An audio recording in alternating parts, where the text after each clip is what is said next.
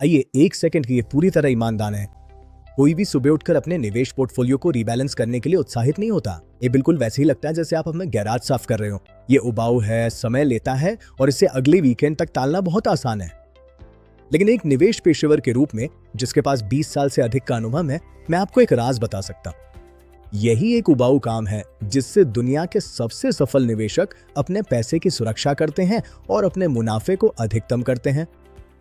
नमस्कार सभी को, मेरा नाम राकेश है, ईपीके कैपिटल से। ईपीके कैपिटल में हम पीढ़ियों के लिए संपत्ति बनाते हैं। आज हम बात करेंगे उन सबसे बड़ी गलतियों के बारे में जो निवेशक पोर्टफोलियो रीबैलेंसिंग को नजरअंदाज करके करते हैं और आप इन्हें कैसे आसानी से टाल सकते हैं। रीबैलेंसिंग को कार चलाने जैसा समझिए। जब आप शुरू करते हैं तो आप अपनी स्टीयरिंग व्हील को सीधा रखते हैं ताकि आप अपनी लेन में रहें, लेकिन जैसे जैसे आप ड्राइव करते हैं सड़क मुड़ती है, सड़क आपको धकेलती है और अगर आप स्टीयरिंग व्हील को हल्के से एडजस्ट नहीं करते तो आप खाई में जा सकते हैं। रीबैलेंसिंग का मतलब बस इतना है कि आप अपने निवेशों को फिर से अपनी मूल लक्ष्य की दिशा में मोड़ते हैं। चाहे आप भारत में रहते हो या विदेश में, और चाहे आप अपनी मासिक सैलरी का एक हिस्सा निवेश कर रहे हो या करोड़ों का प्रबंधन कर रहे हो, खेल के नियम बदल जाते हैं। आइए इसे दो मुख्य श्रेणियों में बांटते हैं, निवासी भारतीय और अनिवासी भारतीय यानी एनआरआई। आइए निवासी भारतीयों से शुरू करते हैं। भारतीय बाजार ने जबरदस्त विकास यात्रा तय की है, लेकिन ये तेज विकास वास्तव में आपके पोर्टफोलियो में एक बड़ा छुपा हुआ जोखिम पैदा करता है। भारत में रोजमर्रा के खुदरा निवेशकों के लिए सबसे बड़ी गलती जो मैं देखता हूँ वो है अपने जीतने वाले निवेशों से प्यार कर बैठना। मान लीजिए आपने एक सुरक्षित संतुलित योजना से शुरुआत की, 50% शेयरों में, 50% सुरक्षित बॉन्ड्स या फिक्स डिपॉजिट्स में। कुछ सालों में आपके शेयर, खासकर मिड और स्मॉल कैप म्यूचुअल फंड्स, शानदार प्रदर्शन करते हैं। अचानक आपके पोर्टफोलियो में शेयरों की हिस्सेदारी 80% हो जाती है। आप सोच सकते हैं बहुत बढ़िया, मैं तो पैसे कमा रहा हूं। लेकिन असल में आपने अनजाने में ही अपने ऊपर बहुत ज्यादा अतिरिक्त जोखिम ले लिया है। अगर शेयर बाजार गिरता है तो आपकी सारी जीवन भर की बचत पर जबरदस्त असर पड़ेगा। आप इससे कैसे बच सकते हैं? अपने पैसों को अपनी भावनाओं के हवाले मत कीजिए। हर साल एक कैलेंडर रिमाइंडर सेट करिए। अगर आपके शेयर आपके मूल लक्ष्य से बहुत आगे बढ़ गए हैं तो थोड़ा सा मुनाफा निकालिए और उस पैसे से उन सुरक्षित निवेशों को खरीदिए जो पीछे रह गए हैं। अब बात करते हैं भारत में रहने वाले हाई नेटवर्थ इंडिविजुअल्स यानी HNIs की।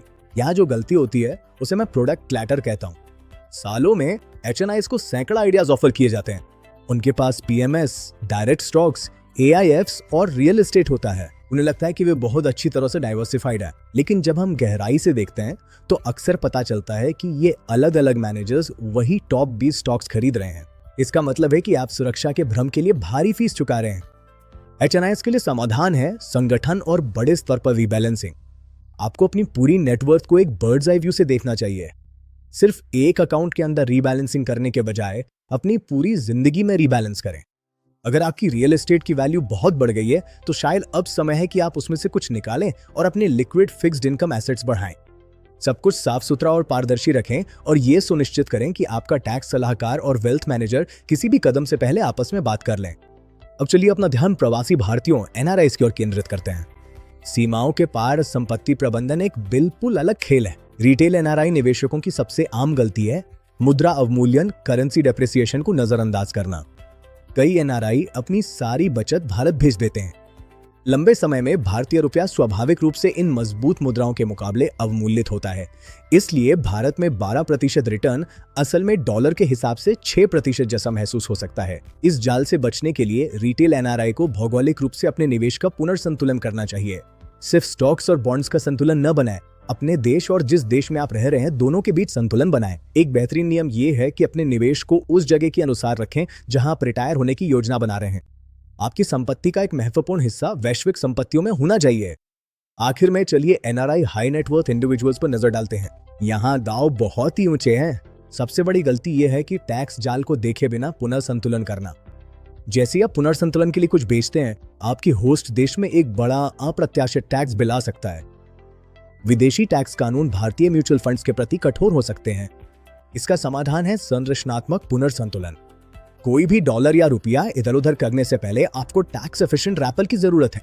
इसका मतलब हो सकता है कि आप ग्लोबल होल्डिंग कंपनियों, ट्रस्ट्स या खास ऑफशोर प्लेटफॉर्म्स का इस्तेमाल करें जो आपको बिना तुरंत टैक्स इवेंट ट्रिगर किए पुनर्संतुलन करने की सुविधा देते हैं। तो इसका आपके लिए क्या मतलब है? पुनर्संतुलन का मकसद भविष्य की भविष्यवाणी करना या मार्केट का समय पकड़ना नहीं है। ये सिर्फ आपके जोखिम को मैनेज करने के बारे में है। मैंने आपसे आज के लिए एक एक्शन आइटम का वादा किया था और वो ये रहा।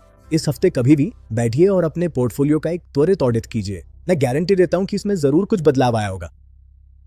अगर आपको ये समझ नहीं आ रहा कि इसे बिना ज्यादा टैक्स दिए कैसे ठीक करें, तो आपको ये अकेले समझने की जरूरत नहीं है। ईपीके कैपिटल से संपर्क करें। आइए बातचीत करते हैं। ईपीके कैपिटल में हम पीढ़ियों के लिए संपत्ति बनाते हैं। अपने समय के लिए धन्यवाद। अनुशासित रहें और मुझे जल्द ही आपसे बात करने की उम्मीद है।